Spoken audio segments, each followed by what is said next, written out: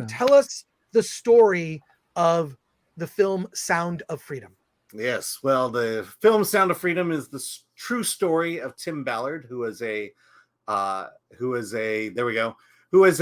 Homeland Security agent who was kind of his deal was he was going after pedophiles here in the States.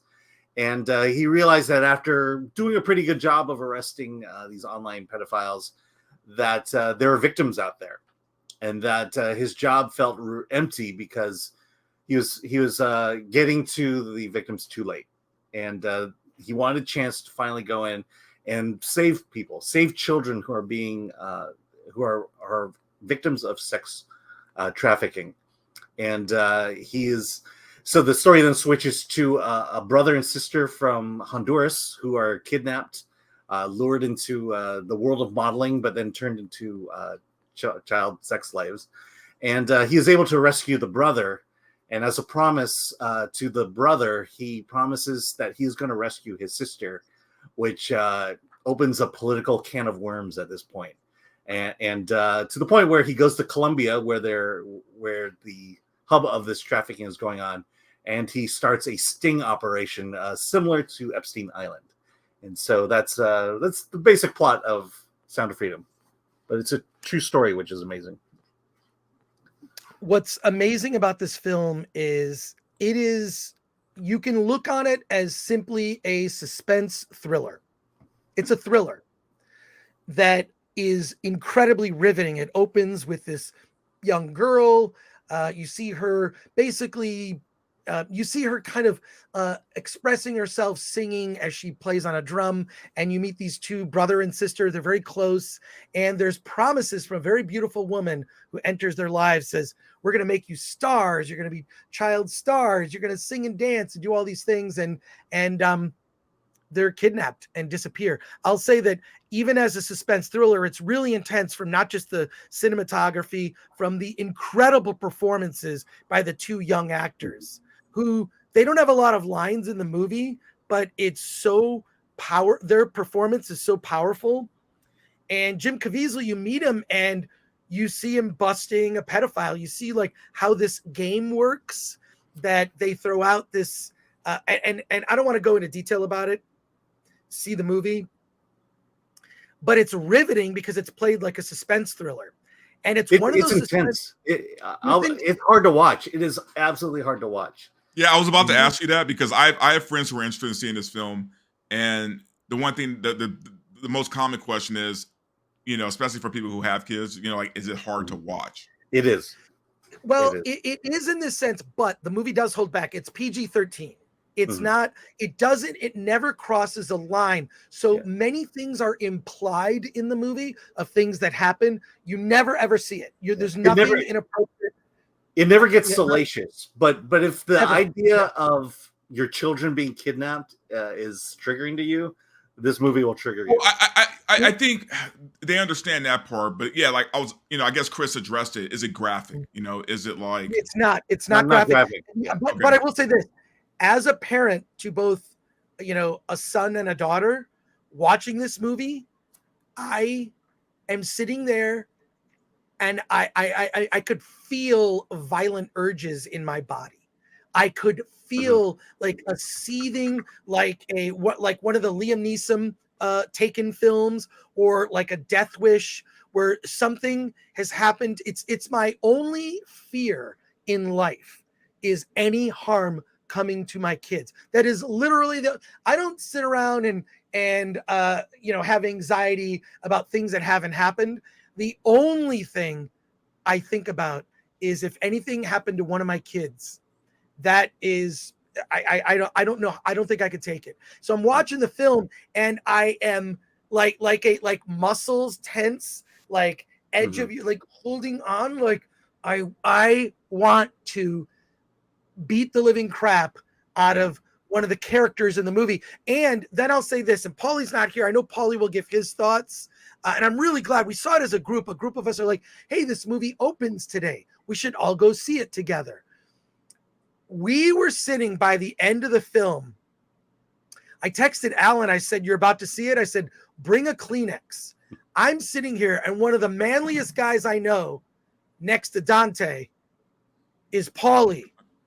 And I could hear behind me at the end of the film, Paulie bawling his eyes out. And then I was like, all right, that gives me permission, because I was holding back. I was literally just holding back. Like, I'm not going to cry. I'm not going to cry. I'm getting weepy, but I'm not going to cry. As soon as I heard Paulie squeal like a girl crying, like, and Paulie's back. I'm busting your balls, man. I've been listening. No. Literally, Paulie sat directly behind me. I could hear him crying, and then I lost it too. And I didn't have like any Kleenex. I'm sitting there with my T-shirt. Like a bunch of us were crying. Yeah. I'm not the only one. The whole audience, you could hear people. It was dead silent. And then another couple quick things.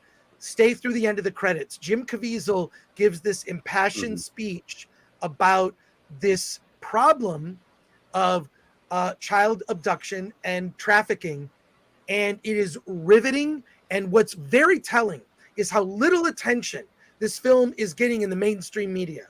Yeah. This movie, by the way, #1 at the box office on 4th of July. #1. Let me give you some of the numbers. I got. Yeah, I'd love to hear those numbers.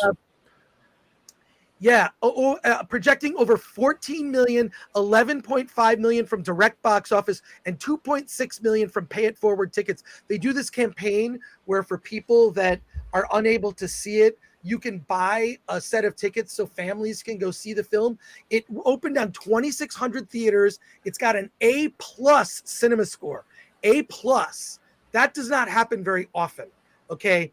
And 85% Rotten Tomatoes score from critics, 99% audience score, tied with Attack of the Doc, I just want to say. But it was the #1 in theaters. I think a lot of it because Sound of Freedom, it sounds very patriotic film.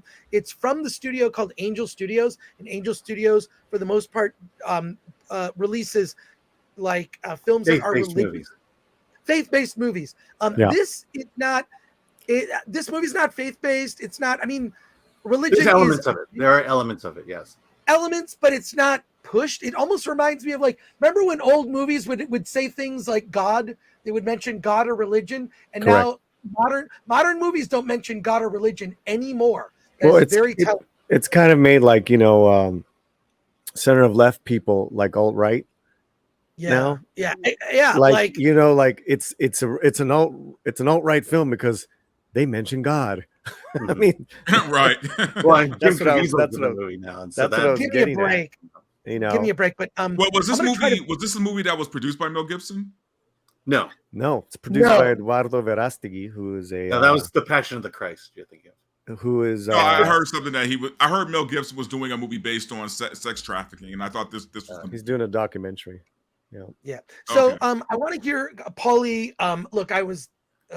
Of course, teasing you a little bit there, but I was right there with you.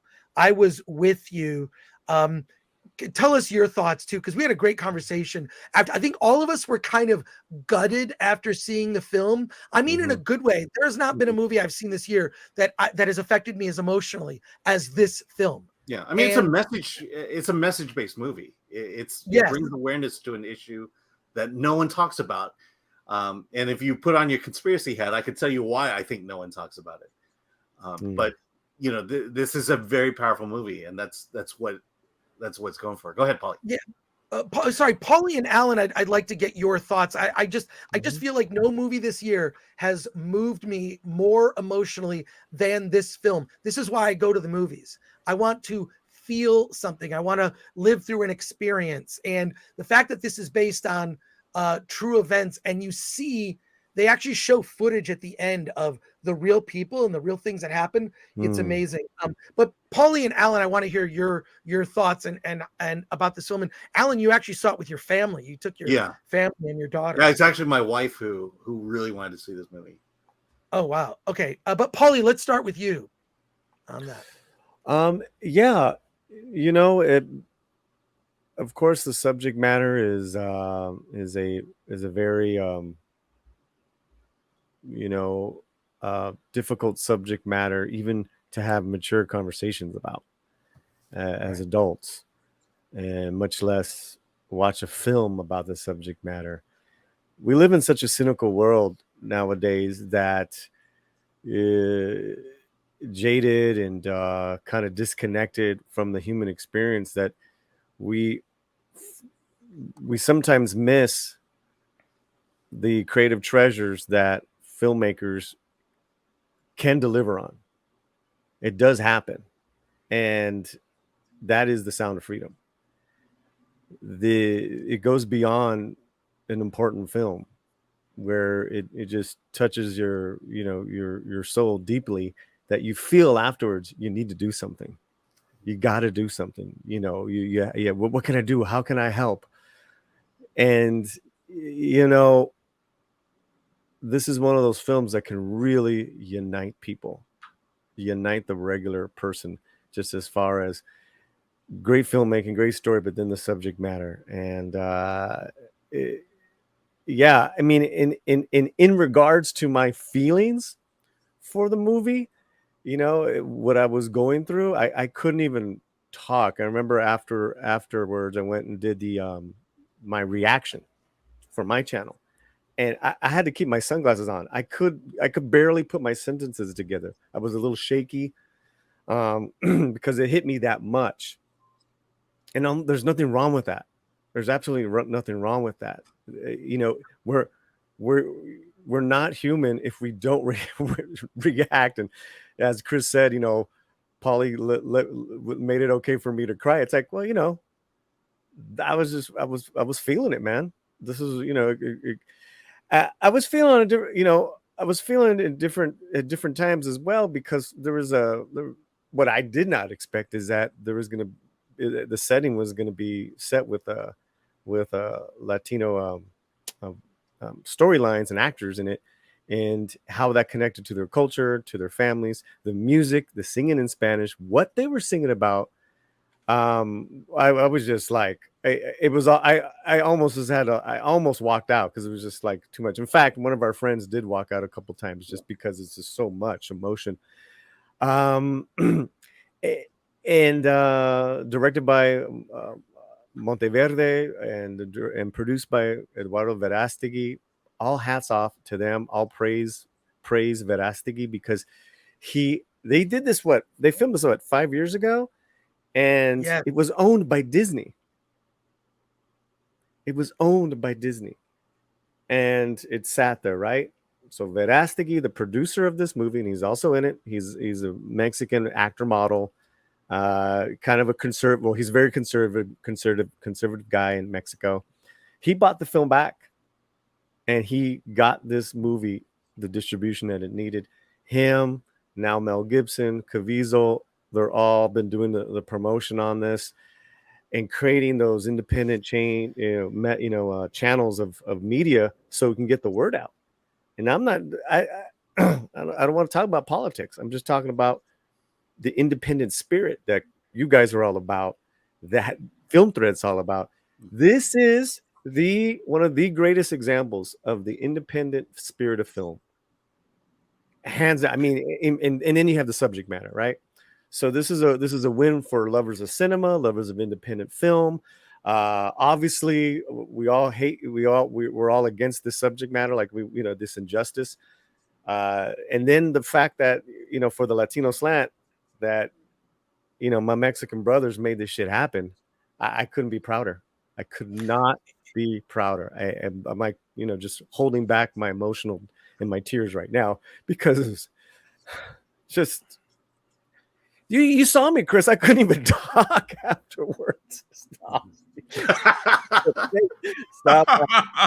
Can you make it bigger? I'm just saying, okay, but here's what I want to say, though. We had the best conversation. You needed to compose yourself. I remember when we were like, guy walked out of the movie, you're like, I'll talk to you later. You had to we both were just like, I put my sunglasses on immediately, walked out, and then of course I'm trying to make jokes to calm everybody down. But I'll say this: this is not a conservative movie.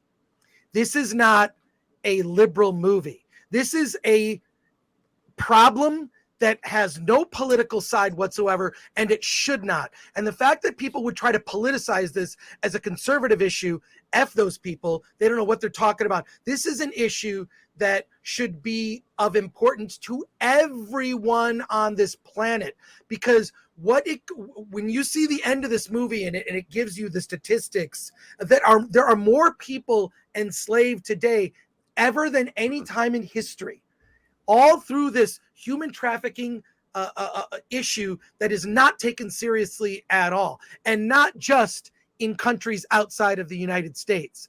I really think that they sort of lent it believability that it's like, well, this is happening like in another country where it doesn't affect us. Oh, it affects us.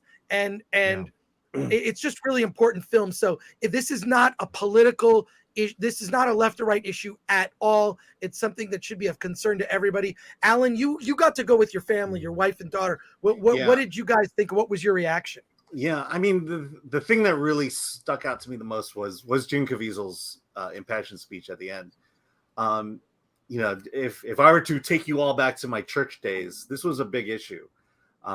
You know, my wife and I had been tangentially involved in this world of you know, of basically the rescue of sex trafficking children. And you know, and the thing that spoke to me most about it was the fact that why is no one talking about this, and why is it a movie like this is the first thing I've seen in a very long time that takes this issue seriously and says that it's real, and here's just one of the ways in which children are being exploited. This is just a small glimpse into this very large world of sex trafficking, and we're seeing just a glimpse of it, and yet no one talks about it. The media doesn't talk about it. The news doesn't talk about it, and it's a guy like Tim Ballard who puts his life on the line and says, you know, has that moral imperative of I've got to rescue children. That he just can't go on just getting the bad guys. He's got to save these kids. And to me, that's, as Polly was saying, that's the motive. That's the cry of this movie is we as the average person needs to go out and do something about this and talk about it. And that's the whole point of the Pay It Forward is this is the first step. It's to get people to see this movie and show what's going on. And so, yeah, this movie is message based. There is a message here. Sure. And the message is everyone needs to know what's happening. But you know, we're Alan, not even I don't talking want about how good the movie is. We're just talking I was about just going to say, we don't want that to get yeah. lost because it's actually a very well-made film. It's a beautiful looking film. Reminds me of those 80s Jaffe films. You know, just some poetic shots. And then, of course, the cast was incredible. Oh, God. The kids in the movie, the brother and sister are so good in this film, so believable and really young. I want to say there's a review on filmthreat.com. You can just look up Sound of Freedom. The official website, if you can just Google Sound of Freedom. I don't know, Alan, did you review it? Yeah, I did review it. Okay, so if I were to take my emotionless film critic hat off or put it on, the movie's long. It's 2 hours 15. That's as long as The Little Mermaid. And there are basically two movies in this movie, and if there's a weakness, it's long. Well, I'll say this. With all of that said, Alan gave it an 8.5 out of 10. Yeah. Alan, come on. Everyone needs to see this movie. Yeah, the pacing is a little slow at first, and like you said, it is that second part. We even talked about this. Almost becomes that kind of Taken-esque feel, you know. They lay the trap. You know, it got a little more actiony, but they laid the groundwork. They took their time, and the kid actor, the daughter. You know, there were scenes where she didn't even have lines, and just the look on her face. I mean, it was so powerful. That's what made people walk out. It is so heartbreaking at times. Yeah, and guys, again, it's PG, correct? PG-13. Oh yeah, yeah. PG-13. It's a, you know, it's very tastefully done on a very horrible, you know, subject matter, if I can say that. it never crosses the line. It never crosses the line. So, let me just make then why aren't people talking about it? Yeah, well, let me half answer that. Chad's talking about the left not wanting this to get out. I will tell you, this is a left and right issue. The left and the right don't want to talk about this. And believe me, it's the media though. Mm-hmm. So yes. there's even a story that just came out, right? It's not even 2 hours old. Sound of Freedom and Indiana Jones duke it out on holiday July 3rd. Let me put this in the private chat so you can see it. Sure. Yeah. Because it is deadline, and thank you, deadline. Well, I mean, yeah, this but it was my understanding is it was the #1 movie. I'll share it. Just give me a second here, folks. And real quick, Dante, do you have to? You're coming to my place, right? So we're going to see a movie tonight. So I'm gonna have to take off pretty soon. Okay, all right. Well, just we'll get to. But look, this movie, you need to see this film. This is an incredibly important film. It's the most important film I've seen this year for sure. A really great film to boot. I was curious how your daughter reacted, Alan. Yeah, she it hit her too. I mean, she gave this a 10 out of 10. But in terms of, it's just, this movie exposes you to a problem that's going on in the world, and a problem that is huge in the United States. Again, I don't want to get political here, but we are the consumer of this, the largest consumer of child sex trafficking, and again, we're not talking about it, and there are very powerful people who don't want us talking about it. So the movie knocked up 10 million in pre-sales before the 4th of July opening, and it looks to be the #1 movie, at least on that day. We'll see how it continues to perform, but 2,600 theaters is not a small release. Thanks for sharing that, Paulie. Yeah, my theater was almost sold out. We were very lucky to get the tickets we got. Well, we had to go, Paulie and I had to go to an earlier screening because the 4:00 was 100% sold out.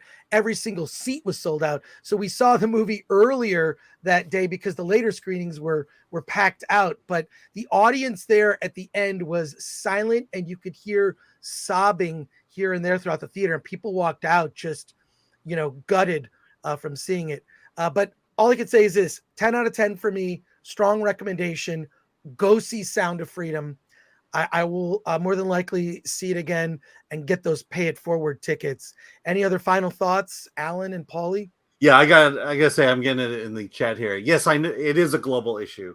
I'm just saying the United States is the biggest purveyor of it. Tree Surgeon, do they get into the people funding this trafficking? It's not a focus. Kind of, but it stays a little, if you can say, safe in that it connects it to the Latin American cartel, and so it diverts away from so they go to the obvious villain, right? The cartel, right. Well, no, they go to the villain of this story. That's what I'm saying is this movie is just a small glimpse into this very big world of child sex trafficking. Yeah, like these people did exist. They created a ring. They just all happened to be Latino. One was a beauty queen. It was a real person, which was just mind blowing. And she would go and recruit kids to go and sing and audition.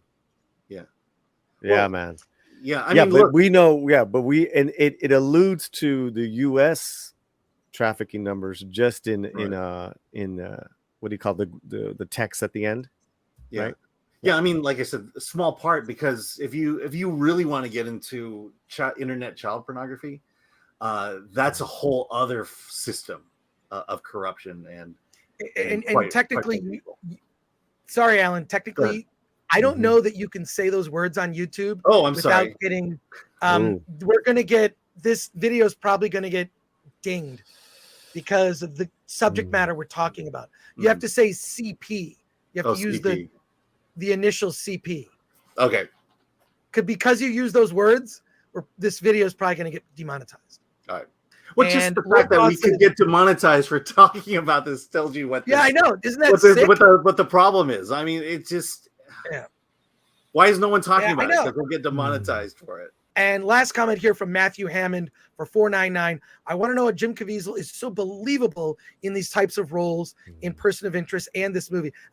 Great actor. Also, I feel he genuine. The speech that he gives at the end, that's not acting. That's Jim Caviezel. What a speech. Pouring out his heart and soul about this topic. And everyone should be concerned. This isn't a left or right issue. This is this is an issue affecting humanity. Whether you have kids or not doesn't matter. It's a very important issue. You know what's so great about that speech, guys, was that he was almost answering our thoughts as he was talking. It was like, well, how do you know what I was thinking? Yeah, it was. You're so devastated by the end of the movie. It was almost kind of soothing to have him come out and give some hope, because the whole point of this is to call attention to this. The whole point is to call attention, to have this movie seen, and the fact that it beat out Indiana Jones, good. I mean, Alan, did you? Yeah, we're still good. We're still good. We're still good. And remember, guys, I'm sorry. Oh no, go right ahead. So remember, guys, that this is David and Goliath as well, as far as Sound of Freedom, making all this money. In compared to Indiana Jones, which has almost 2,000 more more theater houses. The money per screen that Sound of Freedom made yesterday, I believe, was almost like $5,600 a screen. I mean, it's just insane, because that says something about the power of the moviegoer. And I've got the thank you from you, Paulie. You put in I'm just going to put this up on the screen because it's a lot of numbers to read, but I'm just going to add this right now. Box office report.com. Angel Studios Sound of Freedom grossed $14.24 million on Tuesday from 2,634 locations, including Monday previews. The $14.24 million gross includes a traditional $11.5 million. That's insane. Right, because that's important to pay attention to that, because the Deadline and these other media streams are trying to make it, they had the churches and the alt-righters, raising the money, pay it forward. It's like, that's just a small crack. That was just so, that's Plus, it's I mean, funny. I don't think they care about the bragging rights of who won, them or Indy. Right. If you get in this position where you care about what the media and what the public thinks about what you're doing, then you're doomed at that point. Get your message out, make your movie, get your message out. Oh, I could tell they're going to be running Sound of Freedom stories every day now. Watch, because it's the hot thing to talk about. Well, they're going to go after Ballard at some point. They're going to try to dig in and see where he lies and where. Oh, really? They're going to attack his character, and that's what they do. Oh, I've heard they're already trying to do that. They're already trying to do that.